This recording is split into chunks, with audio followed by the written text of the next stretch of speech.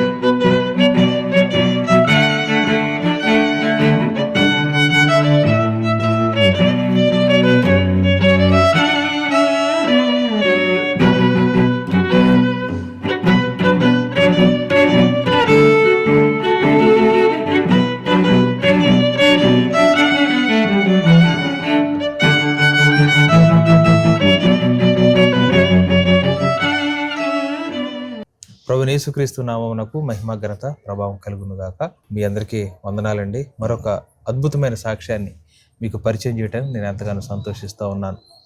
మరి మీరు ముందుగానే చూసిన విధంగా ఒక చిన్న పూరిపాకలో సంఘాన్ని నడుపుతున్నటువంటి సహోదరులు బ్రదర్ మార్క్ గారు. తను ఈ చిన్న పూరిపాకలో సంఘాన్ని నడుపుతున్నప్పటికీ వారికి ఉన్నటువంటి భారం, ఆత్మల పట్ల భారం, ఈ చుట్టుపక్కల ఉన్నటువంటి ఆత్మల కొరకు వారు ప్రయాసపడతా ఉన్నారు. వారి రక్షణ సాక్ష్యాన్ని, వారి బాల్యం గురించి, అలాగే వారి యొక్క మరి పరిచర్య విధానాన్ని మనం తెలుసుకుందాం. Brother praise lord. క్లుప్తంగా మీ బాల్యం గురించి చెప్పి మీ రక్షణ సాక్ష్యాన్ని చెప్పండి. ప్రైజ్ లార్డ్ అన్న. Praise lord. Praise lord. నేను చిన్న వయసులో ఉన్నప్పుడు మా అమ్మ మా నాన్న ఇద్దరు విడిపోయారన్న. విడిపోయిన తర్వాత మా అమ్మమ్మ దగ్గర నేను పెరిగాను. అయితే మా అమ్మమ్మ సక్రంగా కళ్ళు కనబడు, సక్రంగా అన్నం పెట్టేది కాదు. ఆ చిన్న వయసులోనే ఒక అనాథగా బతికాను. ఆహారం సక్రంగా ఉండేది లేదు, ఆరోగ్యం ఉండేది లేదు, వస్త్రాలు ఉండేది లేదు. చిన్న వయసులో ఒక అనాదిగా ఇలువ లేకుండా జీవించాను. ఆ విషయం చాలామందికి అది తెలుసు అన్నది. చాలా కష్టాలు పడ్డాను. ఆ తర్వాత నాకు కొంచెం ఏజ్ వచ్చిన తర్వాత నాకు వివాహమైంది. వివాహమైన తర్వాత కూడా నాకు ఒక బాబు పుట్టాడు, వికలాంగ బాబు పుట్టాడు. 3.5 సంవత్సరాలు ఆ బాబుతో నేను చాలా ప్రయాసపడ్డాను.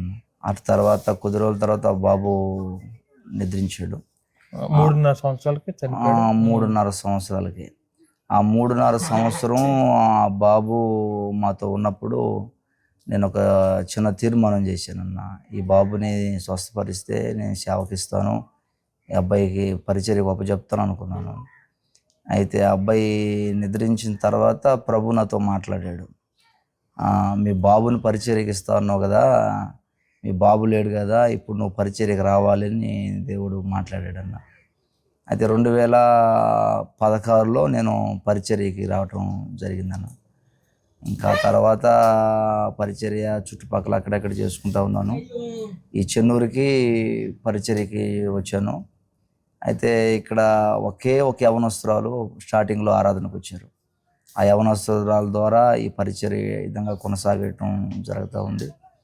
అయితే ఇక్కడ చర్చికంటూ సొంత స్థలం 10 సంవత్సరాల దాకా లేదన్న. చాలా కష్టాలు పడ్డాం, చాలా ప్రయత్నాలు చేసాం, స్థలాలు అసలు దొరకలేదు. అయితే ఈ 2025లో 10వ మాసంలో మాకు ఒక సొంత ఇల్లు ఉండేదన్న. ఆ సొంత ఇల్లు అమ్మేసి మిగతా కానుకలు మిగతా దగ్గర తెచ్చుకొని ఒక సొంత స్థలం కొనటం జరిగింది. ఇప్పుడు ఈ స్థలం అనేది వేరే వాళ్ళ దగ్గర అద్దెకు తీసుకొని దీన్ని కట్టుకొని ఇంట్లో ఆరాధన జరిపిస్తూ ఉన్నాం. అయితే మనకున్న భారం ఏంటంటన్నా, ఒక ఆత్మ రక్షించబడితే పరలోకంలో సంతోషిస్తాడని ప్రభువు చెప్పిన మాట ప్రకారం ఆత్మల పట్ల భారం కలిగి ఉన్నాం. ఈ పరిచర్యలో ఎట్టా కొనసాగుతున్నాం. అయితే ఈ పరిచర్యలో ఎన్నో ఆటంకాలు వచ్చాయి, ఎన్నో అడ్డులు వచ్చాయి, ఎన్నో ఇబ్బందులు వచ్చాయి, ఎన్నో కష్టాలు వచ్చాయి. అయితే ఈ విధంగా ఈ పరిచర్య కొనసాగుతున్న ఆ సమయంలో ఈ 2026 జనవరి 30వ తేదీన ఒక చోటకి నేను ప్రేయర్కి వెళ్ళానన్న.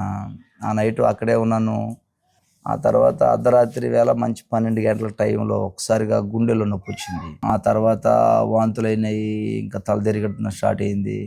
ఆ రాత్రి అంతా ఆ ఇంట్లోనే వాళ్ళకు రూమ్ ఇచ్చారు. ఆ రూమ్లో భయంకరంగా పొర్లాడాను. కడుపులో ఆరాటం, నొప్పి, గొంతంతా గలం కట్టేసింది. నాలోంచి ఒక ప్రాణం వెళ్ళిపోయినట్టు కనిపించింది అన్న. అయితే దేవుడు మహా కృప, ఆయన కనికరించాడన్న. అయితే 31వ తేదీ 31వ తేదీ జనవరి 31వ తేదీ హాస్పిటల్కి వెళ్తే డాక్టర్ గారు చూసి ఇది హార్ట్ స్ట్రోక్ చాలా ఎక్కువ ఉంది, భయంకరంగా అని చెప్పారన్న. అయితే ఆ మూమెంట్లో మంచి హాస్పిటల్కి వెళ్ళి చూపించుకోవాలన్న స్తోమత లేని పరిస్థితి అది. మనకి ఆ గూడూరు గవర్నమెంట్ హాస్పిటల్లో డాక్టర్ గారు ఒక ఆయన, ఆయన క్రైస్తవుడు. ఆయన చూసి పెద్ద వాళ్ళతో ఫోన్లో మాట్లాడి రికమెండేషన్ చేసి ఇంచుమించు ₹1,00,000 విలువ కలిగిన ఇంజెక్షన్ అది నాకు ఫ్రీగానే సారు ద్వారా వేయించాడు అన్న. అది వేయించిన ఒక 10 నిమిషాలకి మళ్ళీ ఈసీజీ తీస్తే 65% కొంచెం డిక్లేర్ అయిందని చెప్పారు. మళ్ళీ అక్కడి నుంచి అపోలో హాస్పిటల్కి వెళ్ళాను. అపోలో హాస్పిటల్లో ఒక 3 రోజులు ఉన్నాను. అక్కడికి వెళ్ళేటప్పుడు డబ్బులు లేవన్నా, చాలా భయంకరంగా బాధలో ఉన్నాను. అయినా అప్పుడు కొంచెం నొప్పి వస్తూనే ఉంది. అక్కడికి వెళ్ళిన డాక్టర్లు గ్యారెంటీ ఇవ్వలేదు. ఒక 2-3 రోజుల దాకా నాకు ట్రీట్మెంటే చేయలేదు. అయితే దేవుని మహాకృప, సేవకులు, విశ్వాసులు చేసిన ప్రార్థన, దేవుడు కృప చూపించి ఒక 3 రోజుల దాకా అక్కడే ఉన్నాను. చాలా ఖర్చు కూడా అయింది. అయితే దేవుడే సహాయం చేశాడు. టెంట్ కూడా పడకుండా దేవుడు టాబ్లెట్ల ద్వారా ఈ విధంగా కొనసాగిస్తూ ఉన్నాడన్న. అయితే నాకు ఒక మంచి ప్రేరేపణ వచ్చింది. దేవుడు నన్ను బతికించాడు కదా, కాపాడాడు కదా, ఆయన నాకు ఆవశించాడు కదా అని ఈ సంవత్సరం కొంచెం ఆయన మీటింగ్స్ ఘనంగా జరిగించాలని, కొరతలో కూడా ఆయన పని చేయాలని ఒక పట్టుదల కలిగి ఈ విధంగా ముందు కొనసాగుతూ ఉన్నామన్నా. ఇది దేవుడిచ్చిన దర్శనం, దేవుడిచ్చిన ప్రేరేపణ, ఆయన ఇచ్చిన భారం. ఆయన సంకల్పంలోనే కొందరినైనా రక్షించాలా, ఆయన రాకడ సిద్ధపడాలా. ఎందుకంటే నా చిన్న వయసులో నేను ఒక అనాదిగా బతికాను. ఆకారం లేని స్థితిలో, వస్త్రాలు లేని రోజులు, చెప్పు లేని రోజులు, అసలు నేనంటే ఎవరు పట్టించుకునే వాళ్ళు కాదు. చిన్న వయసులోనే తల్లిదండ్రులు దూరం అయిపోయారు, బంధువులు దూరం అయిపోయారు. అయితే నన్ను దేవుడు ఈ స్థితికి తీసుకొచ్చాడు కదా, ఈ స్థితిలో నిలబెట్టాడు కదా. అయితే దేవుడు పని చేయాలని, దేవుడి పనిలో వాడబడాలని ఆత్మల పట్ల భారం కలిగి ఉన్నాం. ఎక్కువగా దేవుడి పని మీద ఖాళీ లేకుండా తిరుగుతూ ఉన్నా. ఈ పరిచర్లో దేవుడు ఈ విధంగా కొనసాగిస్తూ ఉన్నాడు. చాలా కష్టాలు పడ్డాం, చాలా వ్యతిరేకతలు వచ్చాయి, చాలా అవమానాలు వచ్చాయి, చాలా నిందలు కూడా వచ్చాయి. అయితే దేవుడు అన్నిటిని తప్పించి, విడిపించి, కాపాడి ఎలాంటి ఇబ్బందులైనా కూడా ఆయన కొనసాగిస్తూ ఉన్నాడు. ఆయన కృప చూపుతూ ఉన్నాడు అన్న. ఇప్పుడు ఎంతమంది పిల్లలు బ్రదర్ మీకు? ఇప్పుడు నాకు 2 ఆడపిల్లలన్నా, ఒక బాబున్నా. ఫస్ట్ ఒక బాబు పుట్టి వికలాంగా ఉండి చెప్పారు కదా, ఆయన చనిపోయాడు. ఆ బాబు చనిపోయిన తర్వాత 2 ఆడపిల్లలు, ఒక అబ్బాయి. వాళ్ళు స్కూల్కి వెళ్తూ ఉంటారన్న. మేము పరిచయలో కొనసాగుతూ ఉన్నాం. అయితే మాకు సొంత ఇల్లు కూడా లేదన్న, అసలు వాస్తవంగా చెప్పాలంటే. అమ్మేసి చర్చికి ఆ స్థలం కొనడం జరిగింది. Okay okay okay. ఇప్పుడు మీ అమ్మ నాన్నగారు ఎక్కడ ఉన్నారో మీకు తెలియదు బ్రదర్? ఇప్పుడు దేవుడు మహాకృపను బట్టి మా అమ్మ, మా నాన్న ఇప్పుడు నాకు అందుబాటులో వచ్చారా? అప్పుడు విడిపోయారు. నేను ఇప్పుడు పరిచర్యకు వచ్చిన తర్వాత ఇప్పుడు మా అమ్మ, మా నాన్న నాకు అందుబాటులోనే ఉంటారు. మనం పరిచర్యకు వచ్చిన తర్వాత, దేవుడు సేవకు పిలిచిన తర్వాత వాళ్ళు కూడా కొంచెం దగ్గర అయ్యారు. ఇదంతా కారణం దేవుడు కృపన్న, దేవుడు ఏర్పాటు, దేవుడు పిలిచిన ఆ పిలుపు దేవుడి చిత్తం ఉన్నది. ఇప్పుడు మీ సంఘస్థుల సపోర్ట్ ఎలా ఉంటుంది అన్న? మన సంఘస్థులు అయితే చాలా మంది పేదోళ్ళన్న, కనీసం ఒక్కరు కూడా ఉద్యోగస్తులు లేరు. మన సంఘస్థులు పాసి పని చేసుకునే వాళ్ళు ఉన్నారు, ఇంకా చిన్న చిన్న వ్యాపారాలు చేసుకునే వాళ్ళు ఉన్నారు, చిన్న చిన్న బిజినెస్కు అందరూ చాలా భేదోళ్ళే, చాలా కష్టాలే మనం చూస్తాం కదన్న, అవును, చాలా భేదోళ్ళు. ఉమ్, అయితే ఈ భేదోళ్ళు మన మాటకి లోబడతారన్న. మనం మీటింగ్ పెట్టాలన్నా, ఇక్కడ స్వార్థకుడికి పెట్టాలన్నా, దేవుడు పరిచర్య చేయాలన్నా చాలా సహకరిస్తారన్న. అంటే సపోర్ట్గా ఉంటారన్న, వ్యతిరేకం చేయరు, సపోర్ట్గా ఉంటారు, ప్రార్థన చేస్తారు. ఇప్పుడు అంతకుముందు మీరు ఈ ప్రాంతానికి రాకముందు ఇక్కడ ఈ రక్షణ ఇప్పుడు రక్షణ పొందుకునే ఎవరు లేరు కదా మీ ప్రజలు? అన్న మనం రాకముందు చాలామంది రక్షించబడలేదన్న, ఉమ్, చాలామంది రక్షించబడలేదు. అయితే దేవుడు మాకు చెప్పాను కదా, మనం వచ్చినప్పుడు మనకి స్టార్టింగ్లో ఒకే యవనస్తురాలు వచ్చింది. అయితే ఇప్పుడు దేవుడు కృపను బట్టి కొంతమంది రక్షించబడ్డారన్న. ఓకే, కొంతమంది రక్షించబడి చాలామంది బాప్తీసాలు కూడా తీసుకున్నారు. రేపే కొంతమంది బాప్తీసాలు కూడా చెందుపడ్డారన్న. రేపటికి. రేపు బాప్తీసాలు కూడా మీటింగ్ జరుగుతున్నాయి కదన్నా, రేపు బాప్తీసాలు తీసుకోవడానికి కొంతమంది చెందుపడ్డారు. మీరు ఏం చదువుకున్నారు బ్రదర్? ఎంత చదువుకున్నారు? నేను ఎక్కువైతే చదువుకోలేదన్న, 3 వరకు చదువుకున్నాను. అయితే దేవుడు కృపను బట్టి, ఆయన జ్ఞానాన్ని బట్టి మెసేజ్ చెప్పగలుగుతాను, పాటలు పాడగలుగుతాను. అంతేగా నేను పెద్దగా చదువుకోలేదన్న. బైబిల్ ట్రైనింగ్ అలాంటిది ఏం తీసుకోలేదు? నేను బైబిల్ ట్రైనింగ్ ఏం చేయలేదన్న. ఆయన పిలుపుకు లోబడి వచ్చేసాను అంతే. ఆయన వాడుకుంటున్నాడన్న. నేను బైబిల్ ట్రైనింగ్ చేసింది కానీ, ఎక్కువగా చదివింది కానీ నాకు తెలియదన్న. నేను చదువుకోలేదన్న. ఎందుకంటే చదువుకోవాలని ఆశ ఉందన్న, చదివించే వ్యక్తులు లేరన్న ఆ రోజుల్లో నాకు. ఎందుకంటే అమ్మా నాన్న దగ్గర లేరు. ఇంకా మా అమ్మ ముసలమ్మ సక్రంగా కళ్ళు కనబడు, ఇంకా ఆమె సక్రంగా అన్నం పెట్టే స్థితిలో కూడా లేదు. ఇంకా నన్ను చదివించే స్తోమత నాకు లేక నేను ఇలా మాట చెప్పాలని అనాథగా బతికానన్న చిన్న వయసు నుంచి. దేవుడే నన్ను కోరుకొని ఆయన పిలుచుకొని, విధంగా చదువు లేకపోయినా, జ్ఞానం లేకపోయినా, తెలివి లేకపోయినా, ఈ పేద ప్రజల మధ్యలో ఈ విధంగా ఈ పూరిపాకలో ఆయన పరిచర్య చేయడానికి కృప చూపాడన్న.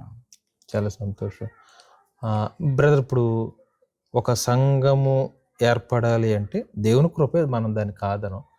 ఇప్పుడు ఇక్కడ నేను చూశాను కదా, ఇక్కడ ఉన్న ప్రజలందరూ కూడా అనాగరికులు అనుకోవచ్చు. ఎందుకంటే చదువులు లేదన్న, పెద్దగా చదువులు ఎవరికీ లేవు. అందరూ కూడా ఏంటంటే ఈ బుట్టలు కొని, లేకపోతే ఈ చీపుళ్ళు చేసుకొని అమ్ముకునేటువంటి వృత్తిలో ఉన్నారు అందరూ కూడా. అయితే వాళ్ళకే మనం అంటే బ్రదర్, ఇప్పుడు ఆ కాలంలో అంటే యేసుప్రభు వారి శిష్యులు అంటే అపోస్తులు సూచక క్రియలు చేయటం ద్వారా వారు చెప్పిన వాక్యాన్ని స్థిరపరిచారు. అలాగా మీ పరిచర్యలు ఏమైనా జరిగాయా? చాలా అద్భుతాలు చేశాడన్న. పోయిన సంవత్సరం నా కళ్ళ ముందుటే ఒక ఆమె చనిపోయిందని, అంటే మంచం మీద కింద కూడా బండేసేసారన్న. అయితే వెళ్ళి ఆ వ్యక్తి దగ్గర నిలబడి ప్రార్థన చేసామన్నా. దేవుడు మహాకృపను బట్టి ఒక 10 నెలలు బ్రతికిందన్న. 10 నెలలు ఆరోగ్యంగా ఉండి ఆ తర్వాత ప్రభు దగ్గరికి వెళ్ళిపోయిందన్న. ఇంకా తర్వాత చాలా మంది కన్నా ఆటోటాకులు బాగైన వాళ్ళు ఉన్నారు, క్యాన్సర్ వ్యాధులు బాగైన ఉన్నారు. ఒక మాటతో చెప్పాలంటే మనం ఇక్కడ రాకముందు ఈ ఏరియాలో నైట్ టైంలో ఒక్కరు కూడా బయట తిరిగేవారు కదంటన్న. అలాంటి దురాత్మలు ఉన్న ఏరియానా ఇది, అంత భయంకరమైన ఏరియా ఇది. అయితే దేవుడు మాకు ఆ కృపను బట్టి మనం ఇక్కడ పరిచర్య స్టార్ట్ చేసిన కాడి నుంచి ఈ గ్రామం కూడా హ్యాపీగా ఉందన్న. చాలా అద్భుతాలు చేశాడన్న దేవుడు, చాలా కార్యాలు చేశాడు. చాలా మంది తాగుబోతులు మారారు, చాలా మంది లోక సంబంధికులు మారారు, చాలా మంది ప్రభుని వ్యతిరేకించిన వాళ్ళు కూడా మారారన్న. చాలా మంది స్టార్టింగ్లో నేను పరిచర్యకు వచ్చినప్పుడు చాలా మంది నన్ను వ్యతిరేకించారు, పరిచర్య మీద వ్యతిరేకించారు, చర్చిని కాల్ చేయాలన్నారు, రకరకాలు దూషించారన్న. ఇప్పుడు వాళ్ళే బాప్తీసాలకు చెంతపడి, ఇప్పుడు వాళ్ళే సంఘంలో చేర్చబడి, ఇప్పుడు ఈ గ్రామం అంతా ప్రశాంతంగా ఉండి చాలా గొప్ప కార్యాలు చేశాడన్న. చివరిగా ఇప్పుడు మీకు ఆరోగ్యము అంతగా బాగుండలేదు, ఇప్పుడు పరిస్థితులు కూడా అంత బాగుండలేదు. ఈ పరిచర్య అంటే మీకు ఎవరైనా ఆత్మీయ నాయకులు ఉన్నారు బ్రదర్ ఇప్పుడు? అన్న లేరన్నా, ఎవరు లేరన్నా. మనకు ఆత్మీయ నాయకులు ఎవరు లేరన్నా. చాలా మంది అయితే మనల్ని పిలిచారన్నా, మా పరిచర్లోకి రండి, మా మినిస్ట్రీలోకి రండి అని చాలామంది అయితే ఆహ్వానించారు. నాకు అది ఇష్టపడలేదన్న. ఎందుకంటే దేవుడు నన్ను కోరుకున్నాడు, అనాదిగా ఉన్నప్పుడు ఈ స్థితికి తీసుకొచ్చాడు, చక్కటి కుటుంబాన్ని ఏర్పాటు చేశాడు, చక్కటి ఫ్యామిలీని ఇచ్చాడు. చదువు లేకపోయినా, జ్ఞానం లేకపోయినా, తిండి లేకపోయినా ఆయన పిలుచుకున్నాడు పరిచర్యకి. మరి నేనెందుకు ఒక దగ్గర పని చేయాలి? నా సొంతంగా నేనే నా ప్రభు రాజ్యాన్ని కట్టాలి, ఆత్మలు సంపాదించాలి, అనేకులను ఆ నరకం తప్పించి పరలోకానికి చేర్చాలని నేను ఎవరు ఆహ్వానించి వెళ్ళలేదన్న. సొంతంగా సేవ చేసుకుంటా ఉన్నాను. ఉన్న దాంట్లో లేదాంట్లో కష్టపడి ఆయన పరిచర్ని కొనసాగిస్తున్నాను అన్న. చాలా సంతోషం బ్రదర్. ఇప్పుడు ఇక్కడున్న ప్రజలంతా కూడా అమాయకమైన ప్రజలు కదా. అవును. ఇప్పుడు మనోళ్ళు అనుకున్నట్టు కానుకల కోసమే సేవ చేస్తారు, దశమ భాగాల కోసమే సేవ చేస్తారని చాలా మంది అంటే క్రీస్తు ప్రేమను ఎరుగని ప్రజలు అంటూ ఉంటారు. అవునన్నా. ఇప్పుడు మీ సంఘంలో అలాంటిది ఉందా బ్రదర్? అడుగుతారా దశమ భాగాలు కానుకలు అని ఏమైనా అడుగుతారా? మనం ఎవరిని అడగమన్నా. అది మీటింగ్స్ పెట్టినా, సభలు పెట్టినా, లేదా చర్చిలకి ఏమన్నా స్థలాలు కొనాలన్నా ఎవరిని అడగమన్నా. ఎవరికి దామాసులేము, ఎవరికి దామాసులేము. ఎవరిని అంటే బ్రదర్ అంటే దామాసులు అంటే మీటింగ్ పెడుతున్నాము, మీరు 10,000 వేయండి, మీరు 20,000 వేయండి, మీరు 5,000, 2,000 దామాసులు వేస్తారు. అవునన్నా, అవునన్నా, అవునన్నా. అంటే మా వైపు దామాసులు అంటారన్న. అటు క్రిస్మస్ పండుగలు వచ్చినా, సభలు పెట్టాలన్నా, చర్చి స్థలాలు కొనాలన్నా వాటాలు ఏమన్నా. ప్రార్థన చేస్తాం, తెలియపరుస్తాం, ప్రార్థన చేయండి, దేవుడు ఈ కార్యాలు చేయాలని ఇందులో ఉపవాసం ఉండి ప్రార్థన చేస్తా ఉన్నా. అంతేగాని విశ్వాసాలను బలవంతం చేయటం కానీ, వాళ్ళ దగ్గర ఏదో ఆశించి కానీ, వాళ్ళని బలవంతం పెట్టడం కానీ, దశమ భాగాలు వేయండి, కానుకలు వేయండి అని చెప్పమన్నా. అందుకని మా విశ్వాసులు నన్ను అంతగా ప్రేమిస్తారన్న. ఎందుకంటే నేను వాళ్ళని ఇబ్బంది పెట్టనన్నా. వాళ్ళని ఇబ్బంది పెట్టను, దాంట్లోనే తృప్తి పడతాను, ప్రార్థన చేయమని చెప్తాను. అందుకని విశ్వాసులు కూడా నమ్మకంగా ఉంటారు, ప్రార్థన చేస్తారు. విన్నారు కదండి, జీవం కలిగిన దేవుడు ఇక్కడ తన కృపని, మెండైన కృపని ఇక్కడ ప్రజల పట్ల చూపిస్తున్నారని చూడగానే అనిపిస్తూ ఉంది. ఎందుకంటే ఇక్కడ ప్రజలంతా అనాగరికమైన ప్రజలు. ఈ బొట్లు అల్లుకుంటా, ఈ చీపుళ్ళు అమ్ముకుంటా రోడ్ల పక్కన మనకు కనిపిస్తుంటారు అప్పుడప్పుడు. ఆ ప్రజలు అనమాట. ఇక్కడ ఉన్న ప్రజలంతా కూడా వాళ్ళందరూ ఒక సంఘంగా ఏర్పడి చక్కగా దేవుడిని ఆరాధిస్తూ ఉన్నారు. ఆ ప్రజల మధ్య దేవుడు బ్రదర్ మార్క్ని ఏర్పాటు చేసుకొని ఈ చిన్న పాకలు దేవుని చక్కగా మీరు ఆరాధిస్తూ ఉన్నారు. దశమ భాగాల కోసము, కానుకల కోసము బ్రదర్ ఇక్కడ పనిచేయట్లేదు. నిస్వార్థంగా కొన్ని ఆత్మలైన ప్రభు రాజ్యం కొరకు సిద్ధపరచాలని మరి ఇక్కడ ప్రయాసపడుతూ ఉన్నారు. బ్రదర్కి రీసెంట్గానే హార్ట్ స్ట్రోక్ రావటం కూడా జరిగింది. చాలా యవ్వనస్తుడు. బ్రదర్ గురించి మీరు ప్రార్థించండి. అయితే వారికి ఉన్నటువంటి ఇల్లు అమ్ముకొని ఒక ప్లేస్ కొనుక్కున్నారు. అక్కడ ఒక మంచి చర్చి నిర్మించబడాలని కూడా మీరు ప్రార్థనలు జ్ఞాపకం చేసుకోరండి. బ్రదర్ అయితే మీరు మీ సంఘం వరకే చూసుకుంటారా, లేదు అంటే ఎవరన్నా వారి పరిచర్యలకి రండి బ్రదర్ మా పరిచర్యకి ఈరోజు మా దగ్గర వాడబడండి అంటే వాడబడతారా? వాడబడతారన్న. చాలా చోట్లకి వెళ్ళాను, చాలా చోట్ల కూడా వాక్యం చెప్పాను. అయితే దేవుడు మహా కృప ఏంటంటన్నా, మనం వెళ్ళిన ప్రతి చోట చాలా మంది ఆదరించబడుతున్నారన్న, రక్షించబడుతున్నారు. ఆ వర్తమానాలు విని, ఆ ప్రార్థన విని ఇప్పటికే నేను చాలా చూశానన్న. నేను వెళ్ళిన ప్రతి చోట వర్తమానం చెప్పినప్పుడు, ప్రార్థన చేసి ఇంటికి వచ్చినప్పుడు వాళ్ళు సాక్ష్యాలు చెప్పడం కానీ, వాళ్ళు సంతోషించటం కానీ చాలా జరిగాయి అన్న. వెళ్తుంటానన్న. మన పరిచర్యే కాదు, ఎవరైనా ఆహ్వానిస్తే ఖచ్చితంగా వెళ్ళి వర్తమానం చెప్పి ప్రేయర్ చేసి వాళ్ళతో సహవాసం కలిగి వస్తూ ఉంటానన్న. దేవుడు ఆ విధంగా కూడా నన్ను నడిపిస్తూ ఉన్నాడు అన్న, కొనసాగిస్తూ ఉన్నాడు. చాలా సంతోషం బ్రదర్. మీరు ఇంకేమైనా విషయాలు ఏమైనా కావాలంటే నేను బ్రదర్ నెంబర్ మీకు ఇస్తాను, అది మీరు మాట్లాడండి.